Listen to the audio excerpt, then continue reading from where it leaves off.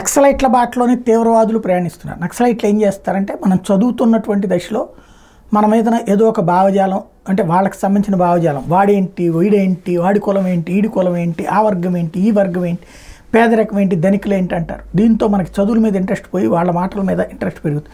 దాంతో ఏదో చిలిప్ పని చేస్తాం, దాని పర్యవసానం అరెస్టులు, జైళ్ళు, ఆ పైన నక్సల్స్లోకి వెళ్ళడం.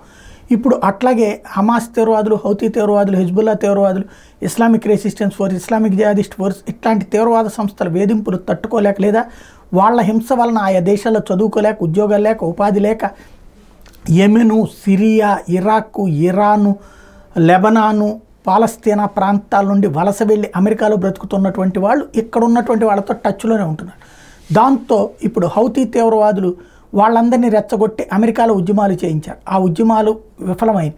ఇప్పుడు వాళ్ళకందరికీ ఆఫర్ ఇస్తున్నది హౌతీ తీవ్రవాద సంస్థ. మీరు వచ్చేయండి, స్వదేశానికి వచ్చేయండి, మా తీవ్రవాద సంస్థలో చేరండి, అమెరికాకి బుద్ధి చెప్దాం, షిప్పుల మీద దాడులు చేద్దాం అంటే వీళ్ళే చెడగొట్టి వీళ్ళే వీళ్ళకి అనుకూలంగా తయారు చేసుకుంటారు అనమాట. ఇదే తీవ్రవాదపు ధోరణి.